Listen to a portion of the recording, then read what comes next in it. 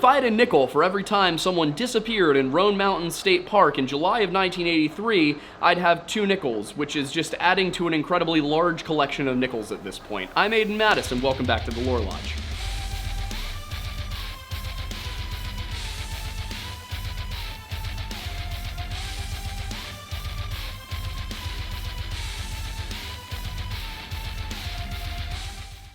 A lot of the cases that we cover on this channel happen nearby to one another in both time and place.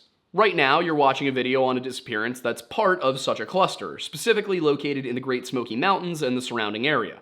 Rarely, however, do we find a case where the disappearances happen not only in almost exactly the same spot, but also within just 2 weeks of one another. And yet, that is what happened in July of 1983 in Roan Mountain State Park. Just a week after men from an Eastern Tennessee rescue squad recovered 8-year-old Michael Reel from a patch of forested farmland north of the park, the call came in that another young person had vanished on July 17th. Now, in the former case, confusion about exactly where and when the boy had gone missing plagued the early stages of the recovery effort, with sightings drawing the search miles from where the child was eventually located. These sightings are reported high up on Roan Mountain in an area known as the Rhododendron Gardens, where tourists claim to have seen the small blonde boy darting in and out of the brightly colored bushes, seemingly avoiding rescue. In the latter case, the individual who disappeared was not a young child, but a 20-year-old man named Larry Davenport, a carpenter and student at Malin Technical College who lived in Burnsville, North Carolina. When he was last seen, Davenport was in the park for a picnic with his girlfriend and several others,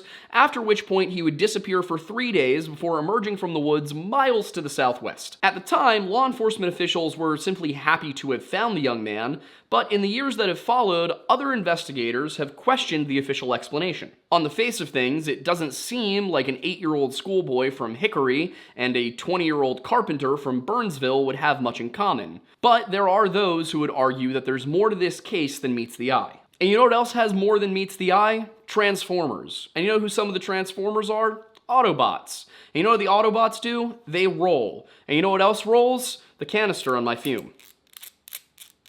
We were a little bit at a loss for a transition into the ad read today, but that is what this is. Why am I introducing fume to you for like the 18th time now? It's because we actually like this product. Now, I mean, aside from it just kind of being a cool little device and a conversation starter for people, I just like the mission. I like what this company is trying to do.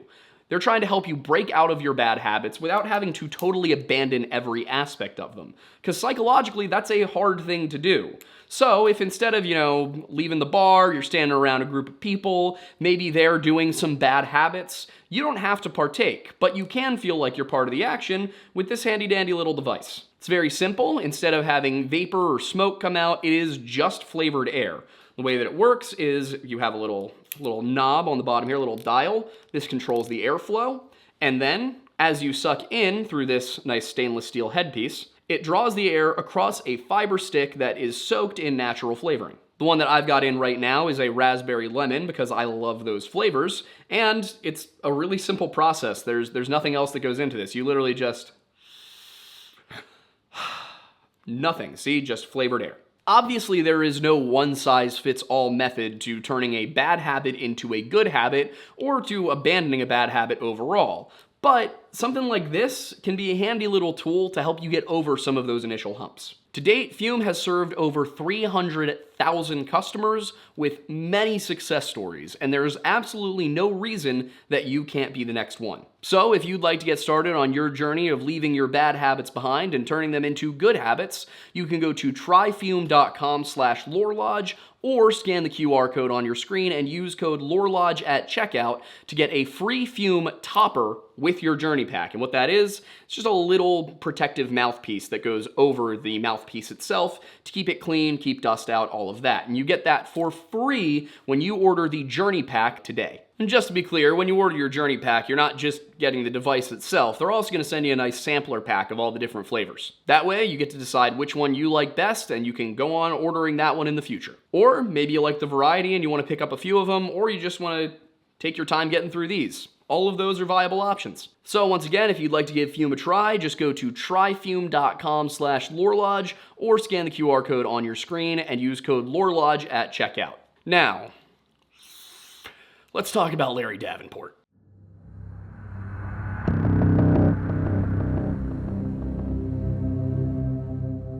The wild rhododendron gardens atop Roan Mountain are one of the most beautiful natural landmarks that the Appalachian Range has to offer, so it's no surprise that on July 17, 1983, Larry Davenport found himself there having a picnic. According to the Charlotte Observer, Larry was picnicking with his girlfriend and 13 others, mostly her family and friends, and the Johnson City Press reports that they were up about a quarter of a mile from the gardens themselves. While no precise location is given in the paper, I took a look at a map, and based on what's there, I think we were able to determine that this was the most likely location of the picnic. It was a hot day with highs in the upper 80s, according to the nearby Elizabethton Star, and Larry had dressed down to just his jeans, foregoing his shoes and his shirt to escape the midsummer heat. The group sat down to eat lunch around 2 p.m., at which point, according to Mitchell County Sheriff's Department dispatcher Anna Rose Bird, Larry ate a little and he just got up and walked away. Bird explained that while there was no indication why Davenport left the picnic site, his companions initially thought he'd just gone for a drink of water or maybe to go to the bathroom. Now, it may be worth mentioning that the Kingsport Times News issue for Tuesday the 19th reported that the group was hiking, not eating, when Davenport quote-unquote stepped off the path. Either way, upon realizing that Davenport had not returned for some time, the rest of the group began to search for him themselves. But after 4 hours passed without any sign of the young man, they decided to alert authorities in Mitchell County, North Carolina. The response took on a much different approach from the effort to find Michael Reel just 2 weeks prior, with the sheriff sending just 20 men, including deputies, firemen, and paramedics, into the park. While the exact start time of the official search is unclear, the Charlotte Observer's Bruce Henderson reported that bloodhounds led by Avery County, North Carolina, arrived at 11:30 p.m. that night, and then Haywood County's dogs arrived on scene about 11 hours later at 10:30 a.m. If you've watched a bunch of our videos, you've probably seen that I try to use newspapers that are as local as possible. Typically, those are the ones that have reporters who are able to go on the ground and do interviews. Charlotte, obviously not right next to Roan Mountain, but Bruce Henderson was from the Charlotte Observer's Western North Carolina Bureau. And according to Henderson, by late Monday afternoon, the bloodhounds had found no trace of Davenport, and the strategy had to change. According to Mitchell County dispatcher Harper Pittman, Sheriff Coy Hollefeld chose to delay a man's search until the tracking dogs could cover the area, but with that avenue proving fruitless, it was time to call in more manpower. You see, at the time, Carter County, Tennessee's sheriff, Bill Crumley, was under fire for his handling of the Michael Reel search, specifically because he had failed to call on Eastern Tennessee's rescue squads to aid in the effort until the very last minute, despite the fact that they had been badgering him asking to be involved. Part of the reason he was taking so much flack for this decision was that on the very first morning that the rescue squads were invited into the search, they found the missing boy in under 40 minutes. So, in an effort to avoid making the same mistakes as Sheriff Bill Crumley, Sheriff Coy Hollefeld was quick to invite North Carolina's equivalents into his operation. The rescue squads arrived on Tuesday, with the search spinning up at 10 a.m., this time including about 25 squad members, according to the Charlotte News and Chapel Hill News, respectively. The increased manpower allowed the organizers to expand the effective search area and deploy teams to multiple locations at once. And one such team of about 22 rescue squad members began to sweep the southern side of Roan Mountain at around 1:30 p.m. An hour later, as that unit worked its way across the slope, a call came in from a woman in the Gouge Cove area. Larry Davenport had been found, though in an absolutely unexpected manner and under some pretty odd circumstances. At around 2:30 p.m., Larry had apparently just walked out of the woods and into the yard of Mr. and Mrs. Ronald McKinney near the top of Gouge Cove Road, clad in only a curtain clutched around his body, according to the Asheville Citizen-Times. Apparently, he just threw off his pants, Sheriff Hollefeld reportedly said, though the paper added that the sheriff could not explain why, or at least did not explain why. And while Larry appeared physically fine, with nothing other than scratches and bruises to indicate physical injury, Sheriff Hollefeld told reporters that he couldn't talk much and wasn't all with it. Larry was taken first to Bakersville Medical Clinic and then transported to Spruce Pine Community Hospital,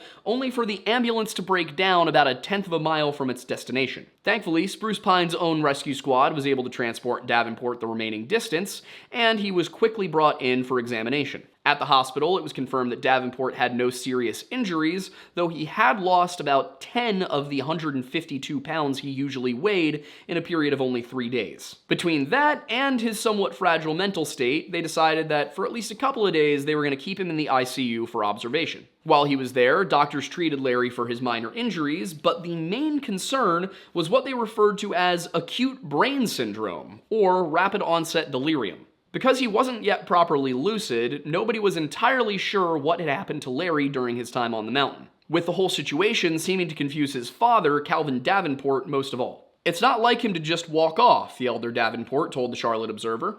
"He's a real smart kid. We live in the mountains and go deer hunting, so he knows what to do in the woods." And I think this is an important thing to note, because in, I would say, the majority of the Great Smoky Mountains cases that we've looked at, obviously this is not quite in the Smokies, but it's nearby, most of these people are not accustomed to being out in the woods. To draw a direct parallel to the other case from Roan Mountain State Park, Michael Reel was referred to by his parents as having never left the city. You know, he wasn't out in the woods a lot. He was used to concrete. Dennis Martin was on his first camping trip in the Smokies with his dad. Mark Hansen had never been on the Appalachian Trail before. Trenny Gibson, well, that's just a weird one in general. In fact, I think of all of the Great Smoky Mountains cases we've covered so far, the only one where the person was really accustomed to the wilderness and should have known not to do what he did would have been Jeff Haig. So looking at this is somebody who should have known not to go off the trail. So this sort of case where you're looking at a person who disappeared who should have known not to go off of the trail, that's surprisingly rare, at least for this Missing 411 cluster, and nobody seemed entirely sure of why he had done so. Mrs. McKinney, who was the one who called in and said that Larry was on her property, couldn't really offer anything in the way of clarification either. The Observer reporting that, in the words of Sheriff Hollyfield, she asked him if he was the boy who was lost, and he said yeah. I will say that is also kind of similar to what happened with Michael Reel, because when the rescue squadmen actually found him, or really were walking in the area he was in, and he called out to them, which is part of why that case is weird, because he apparently was afraid of strangers and had not called out for help the night before when he saw somebody, but, you know, like I said, weird case. But when he was recovered, he had called out and said, "Hey," and the rescue squadmen were like, "Hey, who are you?" And he said, "Michael," and they said, "What's your last name?" And he said, "Reel," and they were like, "Oh, okay." So in both of these cases, the person was very nonchalant about being found. You'd expect that an 8-year-old who had been missing in the woods for 7 days would be quite chalant. I don't know what chalant would even mean. I only know nonchalant. Yeah, I don't know if chalant exists without non. We did just learn, after I said that he should have been chalant off the cuff, that chalant is apparently not a word, because nonchalant comes from the French language, which means that it's just a bad term. We should use something else. Anyway, Larry was able to articulate to the sheriff that the curtain he was wrapped in had come from an old house above where he had been found, and that evidently he found that curtain on one of the walls. While I'm sure that the area has changed somewhat since the 1980s, a quick look at Google Maps showed that there are at least 2 houses that would qualify as being above the McKinney property, and neither of those houses seem to have road access according to the map. It's possible that it's just not on the map, but those would be my guesses. Whether it was one of those houses or not, the authorities don't seem to have doubted that Davenport was telling the truth. But there are a few aspects of the narrative that remain confusing, and as I said, not everybody believes that Larry Davenport had simply gotten lost. But at the time, the biggest question was, how had Larry gotten lost in the first place? With his mother telling papers very simply that something really strange happened up there.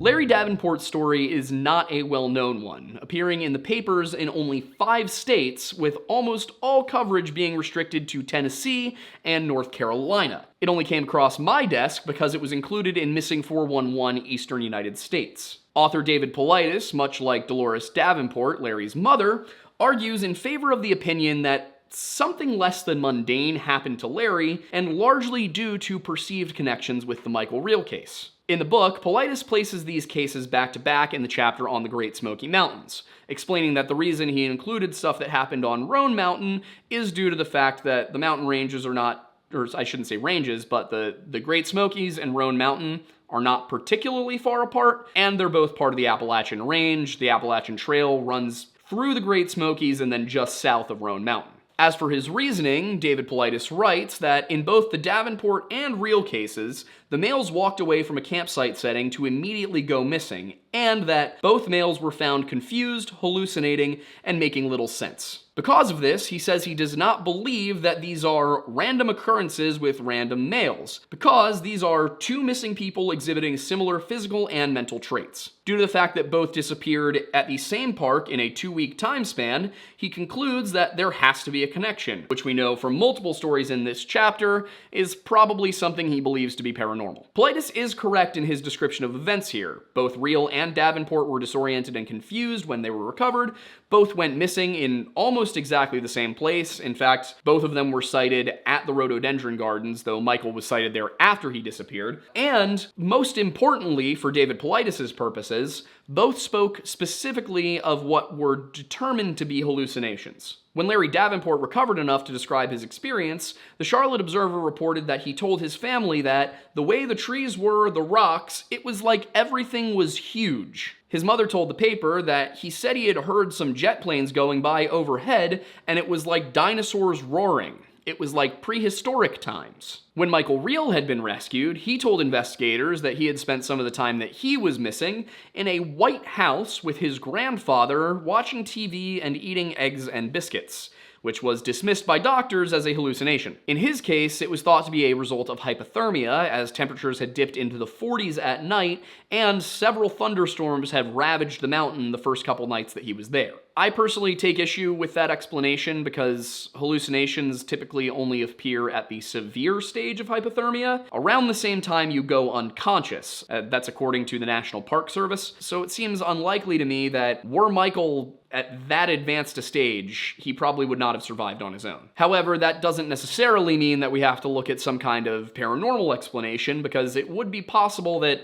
he just took a bite of a belladonna berry and spit it out, but got some of the juice into his system and went for a bit of a ride. That said, and I think I said this in the previous video, but if we do have anybody out there who is better read on hypothermia than I am, please let me know if I'm right, if I'm wrong, where I could find some better resources, what your thoughts are on this specific aspect of Michael Real's case. In November, we will be going down to the Smokies to shoot the meta-analysis video where we take a look at what we learned from all the cases, take a look at the landscape in person, and try and decide what's going on here, if anything, and if there's anything to be added from being on location. And part of that video will be us issuing any corrections, anything that we've come across since we put out the actual case videos. For example, somebody recently reached out to me and let me know that Robert Simpson was a real person. This was about the Trenny Gibson case. And they said that Robert was kind of a troublemaker and Robert had an issue with truancy, and that might be why he was not in the yearbook. So as we do these cases, just be aware that, like, if I come across new information, I will update you on it either in a video or in the meta-analysis video. But as it stands right now, with what I'm aware of, what I know, I don't love hypothermia as an explanation for Michael Real's hallucinations,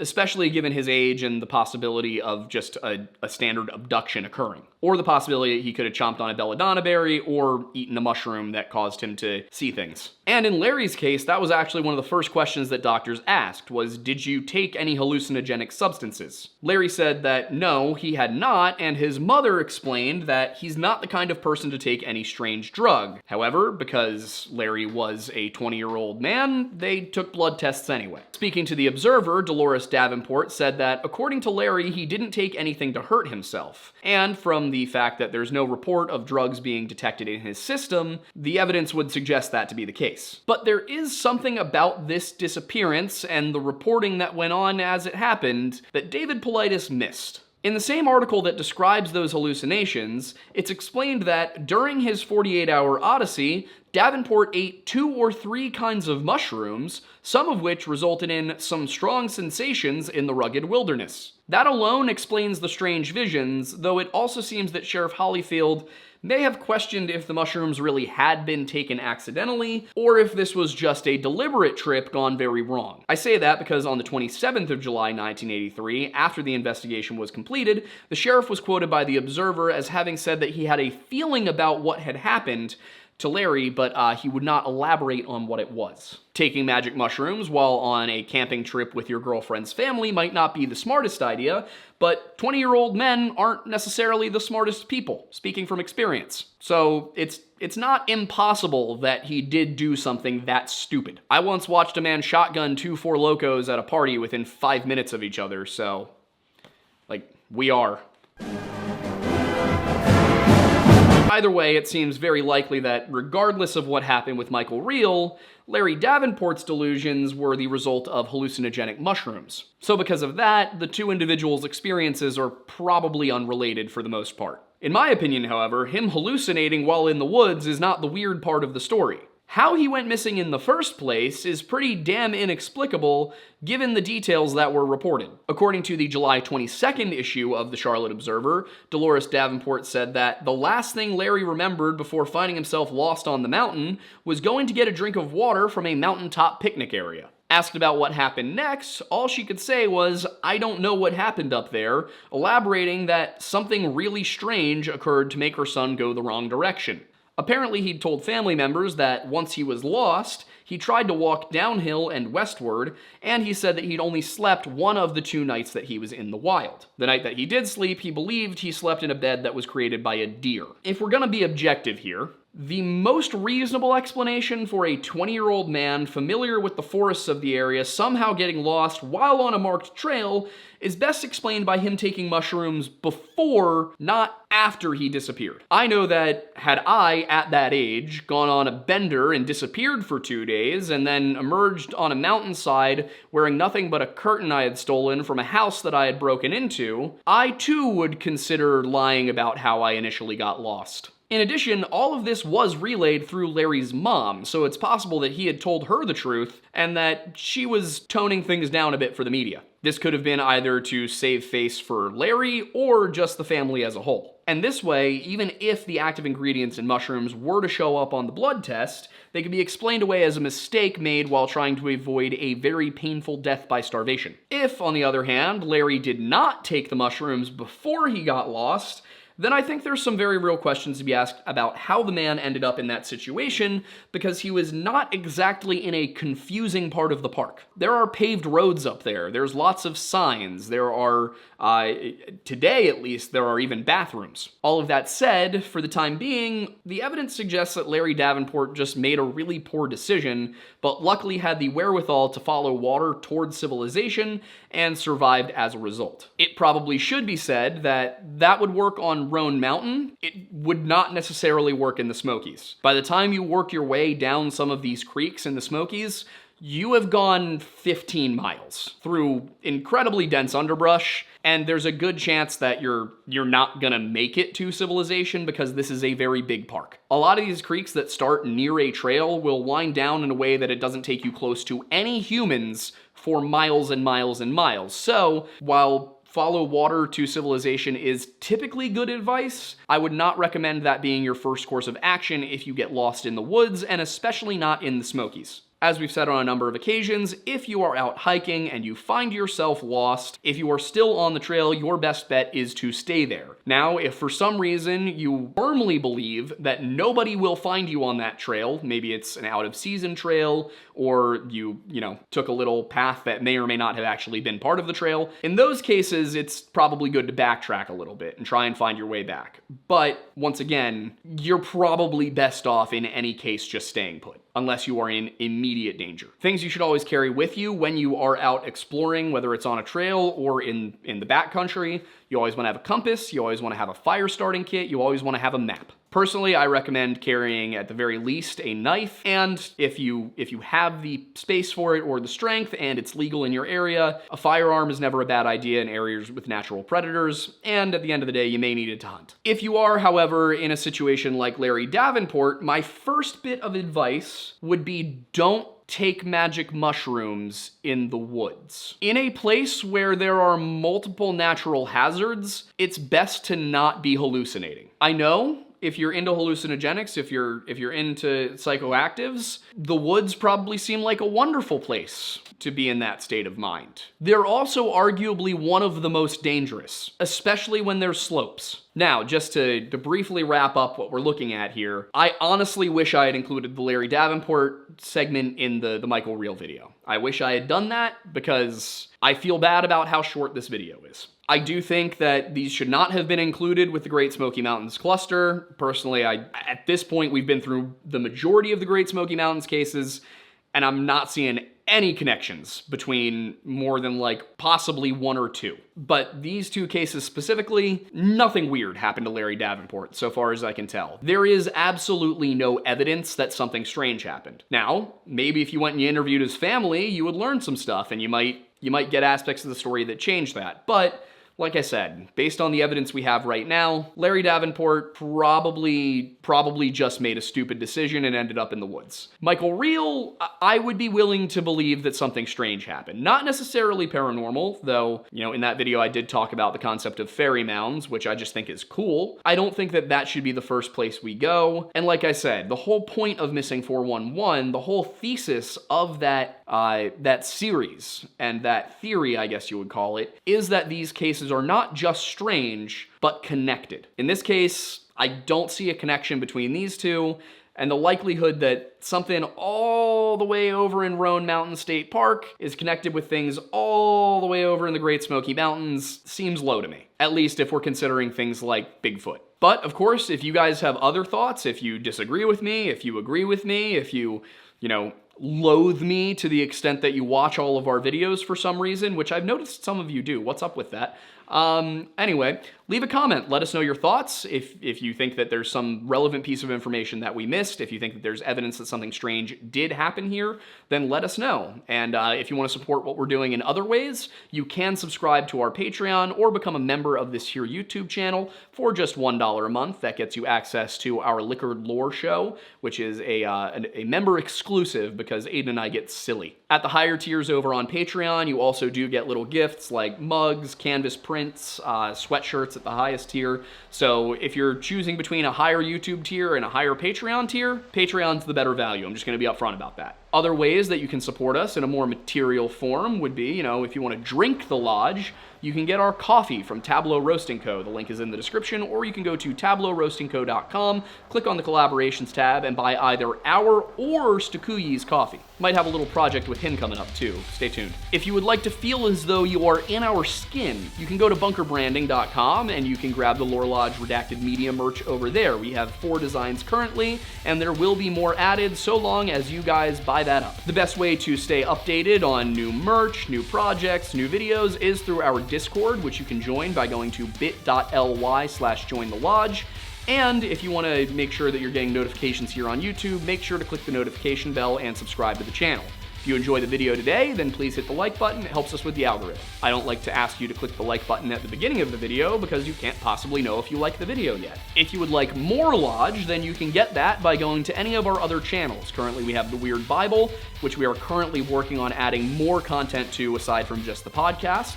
We also have the History Hut, which does not have a podcast yet, but might soon. That is not yet monetized either, so help us get to that 1,000 watch hours. It does currently have several videos up. A couple of them are podcast episodes, and I think at least one of them is an actual video essay on the history of the true High King of Ireland, Brian Boru. We also have my personal channel, Aiden Mattis, where on Friday nights I get the boys together and we stream some video games. We also do some video game streams on Tuesday. Right now we're on a Halo run. And then Thursdays, once I have my schedule back to something reasonable, we'll be back to doing commentary streams where we'll pull up ghost videos, paranormal stuff, conspiracy theories, and we'll just kind of do a live discussion on those. We also have 2 other channels from 2 of our buddies who are now part of the network. Those are Off the Record with Luke Eccles and Boozy Mixologist with Celso.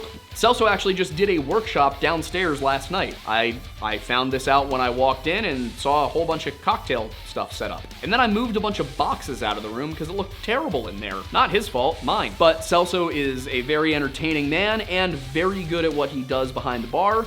Luke, our buddy over at Off the Record, He's been in the Philly music scene for a long time. He knows a lot of people, he knows the industry very well, and he's offering his knowledge. Can you input the knowledge guy? Oh, hell yeah. We also have a couple more of those on the way as we grow, but we need your help to do that. So please like, subscribe, watch those videos if they're your thing. If not, just don't hit the dislike button, please. And last but not least, you probably know this already, but Thornbury, the man behind the camera, he and I have a podcast that goes live every Monday night at 7 p.m. Eastern Time, and we talk about the cases we've covered in a more casual format. We take questions, and very often we have on guests. We're working on getting a few people on in October for some discussions I think are going to be really fun. I think that's everything, right? Okay. So I think that just about covers all of it. We have a video premiering right now, so I'm going to go and get into that comment section and watch a little bit of it, because I haven't seen it yet. Thanks for stopping by the Lore Lodge.